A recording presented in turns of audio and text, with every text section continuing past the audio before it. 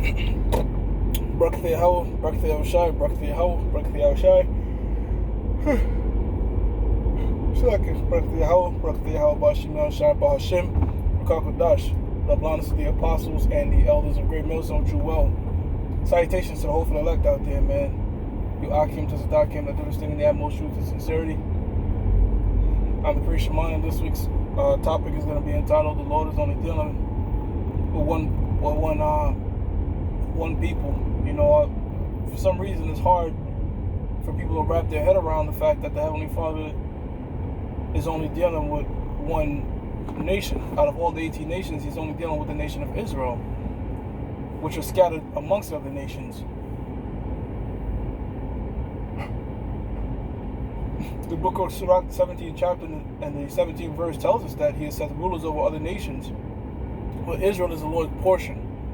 The word portion goes back to the word part, you know, in the Latin, part. So the part that the Most High has chosen out of the nations, out of all these nations, the part that He's dealing with is the nation of Israel. And we could see in times that the Most High could make one creation greater than the next. Let's look at the male and female. Males are physically dominant, more dominant physically than women. Superior strength, bigger, faster, stronger than women. So we see that the Most High could create a separation between male and female. And we also have scriptures proving that the Most High has a favoritism in terms of animals. He likes, the lamb, the dove, the lion. He puts certain animals above other animals. So what's so hard to fathom that He could have a nation that is above other nation and that He has showed favoritism towards, because the Most High deals with favoritism. Prime example, the best example of that is His elect. The elect of the nation of Israel didn't do anything to earn their spot. It was all favoritism. The scriptures tell you that He whom He foreknew in the book of Romans. I believe that's 8 and 32. 29 to 32 goes in the fact of predestination. Did they do anything special to get that lot? Nah, man. It was just complete favoritism. The Most High said, "Look, these are the spirits that I'm going to make be a part of my 144,000." So too with the nation, He shows a bit of favoritism. That's why He says in the book of Psalms, chapter 147, verse 19, He shows His words and His statutes unto Jacob. He hath not dealt so with any nation. Fuck you, brothers. Fucking yawn demon, I guess. Really tired, but the Spirit of the Lord, our brother says, is going to guide me through this lesson. That's why I said, listen, man, I'm just going to keep it simple. To us it's simple. I can't even say it's simple. To us it's simple because the scriptures tells us that, this word is simple. It's not super complex, but it comes across as super complex and deep to those that are not meant to get it. Romans 11 and 7. They were blind to this shit. The things that we say go over their head. But to us, it's clear as day. Just like how you have the Matrix. And you look at the Matrix screen, everything's in code. But the ones of them that can read the Matrix code, they can see it, it's just plain as day to them. So when we go into these scriptures and we say certain things like, look, man, the Lord's only dealing with the nation of Israel, you can read Deuteronomy 7 and 6. You can read Ecclesiastes 17:17. But if the Most High didn't open your mind to it, you're never going to get it. You go in scriptures, you can read scriptures till you're blue in your face. If the Most High does not open your understanding to this Bible, you will never get it in a million, billion years, man.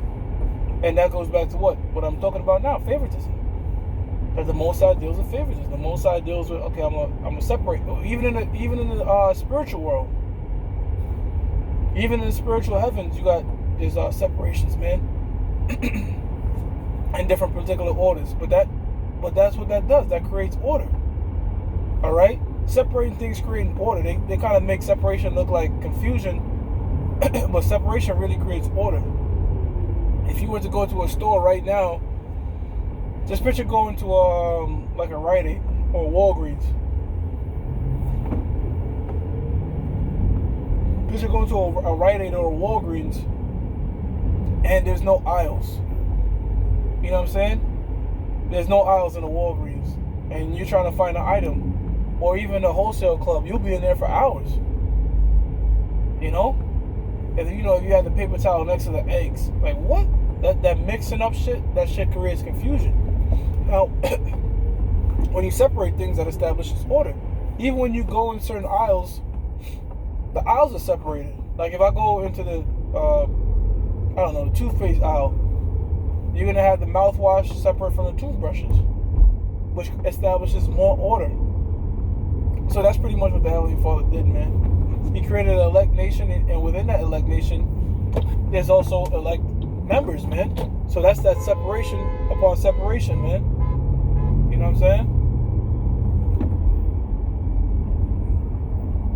Yeah, so you have tons of scriptures letting you know that the Heavenly Father is only dealing with certain particular people. As for the nations, the book of Isaiah tells us that they're less than nothing, counted as dust on a balance beam, man.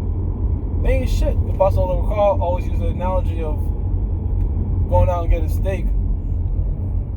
With the steak you might get some French fries and peas and carrots, and the main thing on your mind is that steak. When that's Israel, the French fries, French fries like Esau, because Esau plays a major role in prophecy too. But the peas and carrots is like the nations. You might not even fucking eat no peas and carrots. You really go for the steak.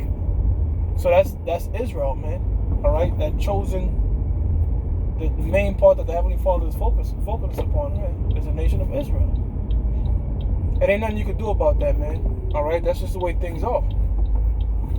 And it's His words. You can't add on to it. And when you motherfuckers out there like to say that the Lord is dealing with every nation, you're in a clear violation of Deuteronomy the 4th chapter and the 2nd verse about adding on to the words. You're in violation of Proverbs chapter 30 verse. No, not 30. It's in the 30s, I believe. Well, no, I believe it's the 6th chapter and the 30th verse. Also, about adding a word in Revelation 22.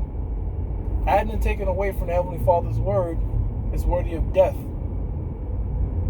That right there proves that a lot of you guys got a lot of blood on your hands, man. Talking that bullshit that the Heavenly Father is dealing with everybody. All right, because Malachi 3 and 6 tells us that the Heavenly Father doesn't change. Hebrews tells us that He's not one of variableness. All right, the Most High does not change. So here it is.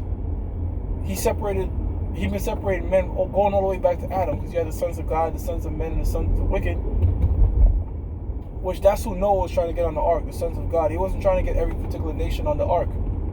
He was just dealing with the sons of God, which at that time, that's what they were being called, but that really were the Israelites, sons of the powers. So he always had and we know that from the book of Wisdom of Solomon, because it tells us that the proud giants that perish were the same sons of God, the men of renown, Israel. They just weren't being called Israelites back then, man. All right, but guess what? When they came back as Israelites, they still served their punishment in the form of 400 years of slavery in Egypt, man. We didn't just go into Egypt for 400 years of slavery for no reason. That was for them sins we did in the past life before we was even called Israelites, man. So them chosen spirits, man, the chosen spirits, whether they be called Israelites or sons of God, or that's the group of spirits that the Heavenly Father is dealing with. And within those spirits, within that particular club, he even has a more finite club, which is his elect. All right, 1/3 of them particular spirits, man. And wait a minute, even within the 1/3, you got 144,000. So you see that, man, it's just separate. Like again, aisles within the aisles, separating the aisles, and within. All right, so you separate the aisles, and you got items in the aisles. Like say you in the paste aisle, and then you want the Listerine. Okay, now I'm at the Listerine, but guess what? Now I want a specific brand of Listerine. Okay, now I got a specific brand. Now I want a specific amount. You see what I'm saying? So that's how the Most High is pretty much dealing with who He's dealing with, man. Hope that analogy helped. I know to the righteousness was simple and plain, but to the wicked, may this be a snare unto you, man. Like King David said. I pray that the wicked never get this, man. The ones that are stumbling and not sincere about this thing, I pray you never open up I pray the Most High never open up your eyes. All right, but to the sincere that's searching and trying to get the understanding, I hope this lesson helped you. that, I'm going to give all praises to Yahweh. Ba'ashim Yahushua, Ba'ashim Mekakadash. That belongs to the apostles and the elders of Great Millstone True Well. Salutations to hopeful elect out there. Pardon me for all the yawning. I keep Salak, I'm tired. But, hey, Shalom.